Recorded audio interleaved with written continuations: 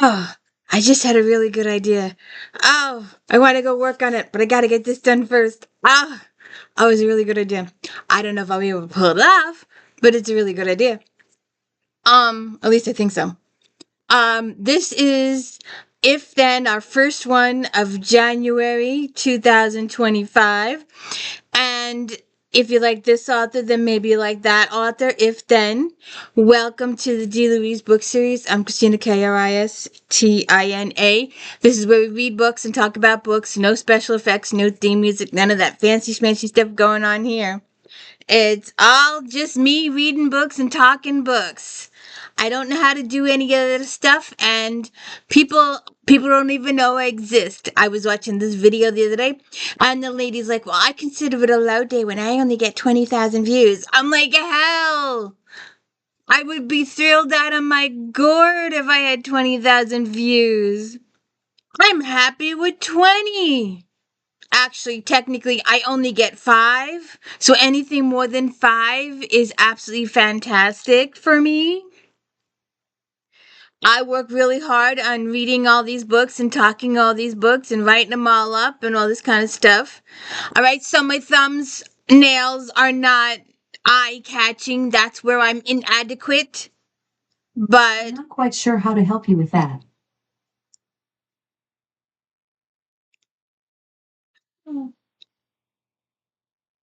anyways, this is the top 24, or not 24, but top 10 of 2024 Regencies. I chose these ones because these are my authors. Next week, we're going to do my personal top 10 of 2024.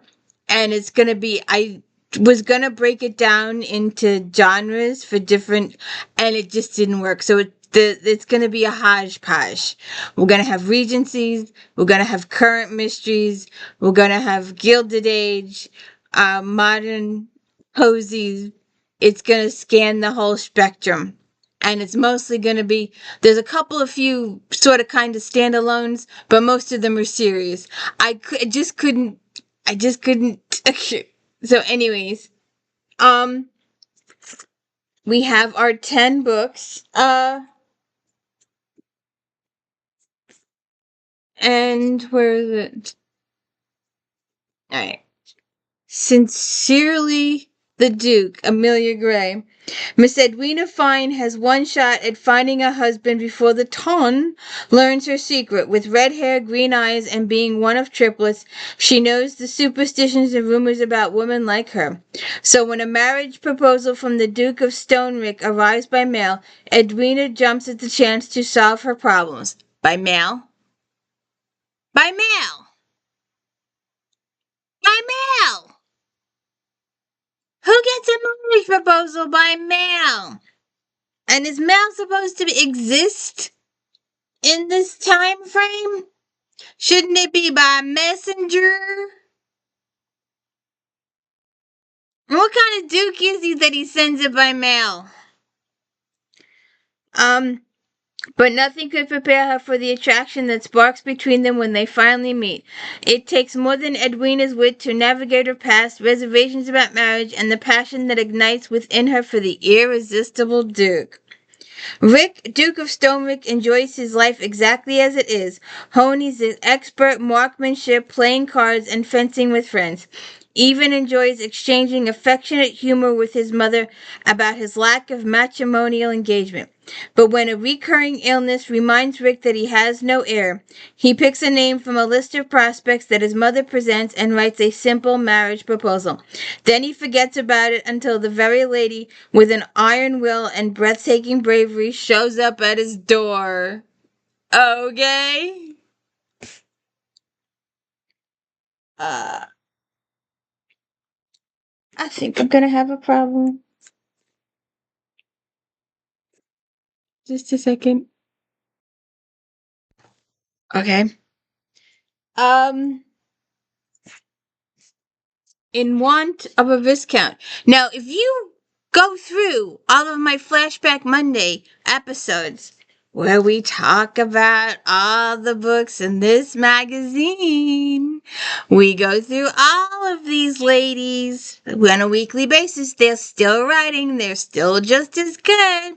So if you want to see how they started out or their early series books, come to me on Monday. We've been doing it for a while now, so for almost 2 years. I started with 2007, and we're up to 2012, and we're working our way through 2016, and then I got some other stuff planned. So, in want of a Viscount, American Lenora Garrison has come to England in desperate search of investors to keep her family business afloat. But instead of funds, surprising pleasure when she visits an exclusive ladies' club and dares to kiss a stranger.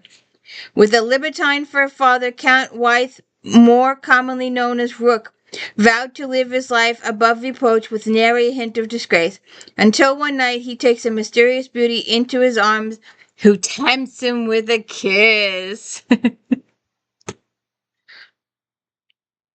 The Earl takes all. One summer night, Edward Alcott gives in temptation and kisses Lady Julia Kenny in a dark garden. However, the passion she stirs within him is best left in the shadows as she weds his twin, the Earl of Grayling. But when tragedy strikes to the honor vow he makes his dying brother, the Edward must pretend to be Grayling until the Countess delivers her babe. Oops. Oops, I owe you a book. I didn't realize I had two from the same author. Shame on me. Shame on me. So we'll throw in another one. We'll throw in a different one.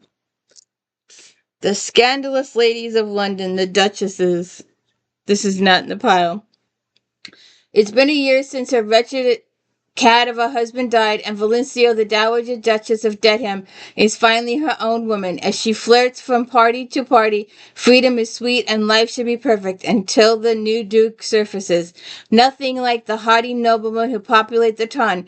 Rain, the newly minted Duke of Dedham, is a big, brawny Welshman with an accent that makes Valencia's knees go weak. As the rude and humorless usurper Bosley moves into a home with his 6 wild, unwed sisters, he makes it clear that he thinks Felicia vain and spoiled. But with a pittance to her name, she needs his support to remain in London and enjoy all the pleasures of her new position as a merry widow has to offer.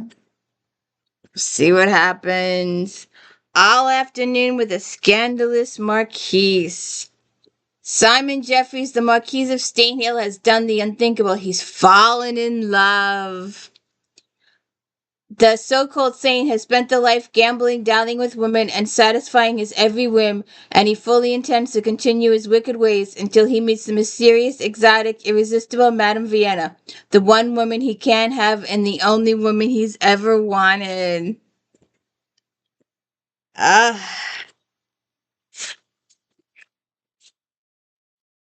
to fall for a scoundrel. How to fall for a scoundrel. As a founding member of King and Company, London's most successful private investigation firm, studious Eleanor Delights is secretly proving that women can solve crimes just as well as men. When a charming con man pretends to be her fictional boss, Charles King, she knows he's lying, but accepting the scoundrel's offer of help might be the key to cracking her new case and recovering a priceless manuscript. Sabrina Jeffries. We have done her for a long time. She's always in these. I own quite a few of them.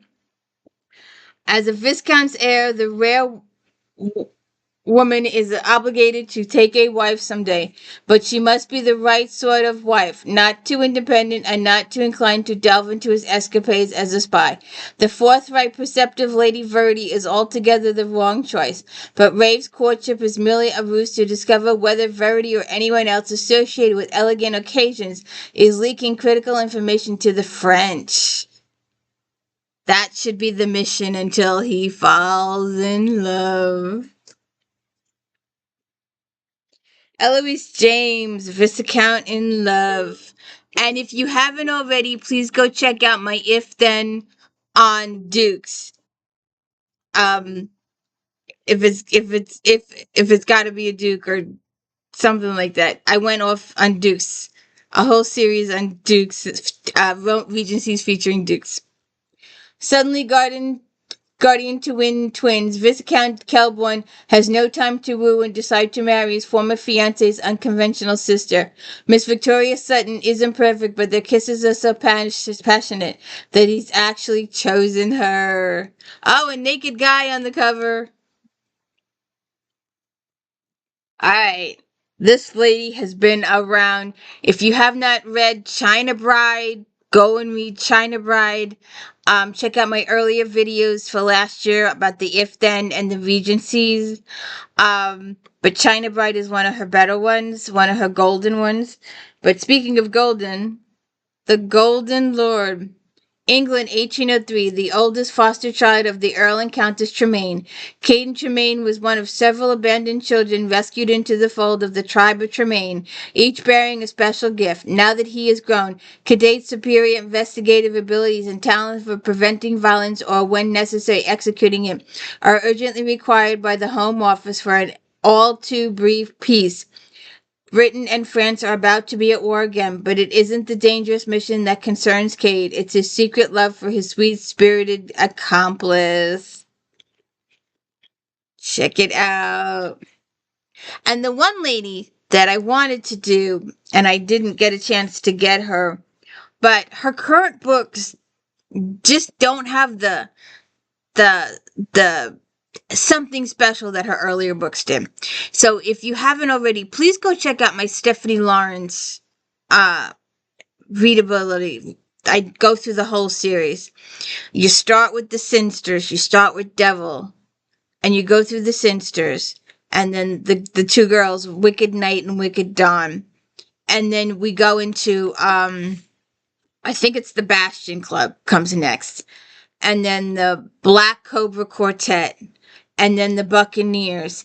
That whole, and then the series continues after that. But that's, those 30 some odd books are one single. The main characters from these books become secondary characters in these books. So the same characters, the same community follows the entire series. It's a really good, awesome series. And I've said this before, we waited. Her fans waited. She did the Sinster. She did the Bastion Club. She did the Black Cobra Quartet. She did the Buccaneers. And we waited and waited and waited and waited and waited. We waited for Michael's book. And we waited and waited and waited and waited. And she's just written these fantastically, majorly intertwined. You try writing 4 books that is supposed to concur at the same time. So when the two characters join up with 2 other characters in book 1, it's got to be the same time and same place in book 2. And then when 3 and 4, it was so intricately read. It was just 525 stars. Those books were fantastic. Over 400 some odd pages apiece. They were intricately spun. It was just, the whole series is just awesome. It rates like a 25 stars. Seriously, that whole series. Then, I don't know if it was the fans pestering her or her editor pestering her. Hey, you better do this before it's too late. I don't know what was going on. But I was really happy that I was still alive 20 years later to see this particular book show up on the shelves. And it was the worst book she'd ever written. And it bothered me so bad that I had nightmares. And still, every now and then when I think about it, I get total nightmares. I was so invested in this being a really awesome sequel. And it was the worst book she's ever written. And now she's just writing smaller books, and she's doing the Barnaby Adair case files and that kind of stuff. And I did all those, what's her name? The elderly lady. I forget her name right now. But Obelstone. She's doing the Obelstone Christmases books too. But the core of Stephanie Lawrence is the Sinsters, the Bastion Club, the Black Cobra, and the Buccaneer. It's one huge, long series, and I've talked about this before in the past. And our final book, I did a video on this lady last year, and I keep thinking about maybe I should delete that video. It's me in a robe being all cozy because I was trying to be cozy. I don't know. It was one of those stupid ideas. But we went through the first few of these then. Um, so we went through all the someones, someone to love, someone to cherish, all of those someones. So this is book 10 in our top 10. I always remember Ben's story, a Ravenwood's novel. Left unable to walk by childhood illness, Lady Jennifer, sister of the Duke of Wilby, has grown up to make a happy place for herself in society. But she secretly dreams of marriage and children, and of walking and dancing. When Ben Ellis comes across Lady Jennifer as he struggles to walk with the aid of her crutches, he instantly understands her yearning. He is a fixer. It is often said that he never saw a problem he did not have to solve, but he wants to help her discover independence and motion. But he must be careful. The Duke's sister certainly cannot marry the bastard son of an earl, except sometimes love will find a way. Oh. And large print and family tree. But you gotta go read the Someones and the Simplies. The Simplies is my series with her. The Simplies. The West, I believe it's the Westcotts. So if you could please hit the like and subscribe. Help me get 1,000 subscribers by next Christmas, by Christmas 2025. Or if you're really enthusiastic, by my birthday, which is only in a couple of months. Maybe it could be a nice happy birthday present. Oh well, it doesn't cost you anything. Have a good day. And don't forget, if you haven't already checked out Star Trek Next Generation recap earlier today, please go do that. And go back and check out some of my other if-thens and Flashback Monday. And all the other books I've done this year or last year. Have a good one. Hey, so when I was cleaning up, I missed one of my top 10. One Dangerous Night. Ah, and I forgot my glasses. Elise Lascar is furious. Her very own sister has married the man Elise had marked for herself. Feeling betrayed, she flees London, determined to return to the one place where everything was once as it should be, her family home in Ireland. But when her stagecoach crashes in a storm, she finds herself cast adrift in the wilds with no one to help but a rough-looking, albeit handsome stranger, one who obviously never been informed of the proper rules of society. Christopher Cox, the missing Duke of Winterhorn, has fled all responsibility, preferring the persona of the devil-may-care Kit. He proudly lives hand to mouth, rubbing shoulders with commoners and thieves alike. But while he values his freedom, he's never been one to leave a lady in trouble, even one as opinionated as albeit intriguing as Elise. And this sounds like one of my ones for February. So hopefully that'll work out. Have a good one. Sorry about that. Bye.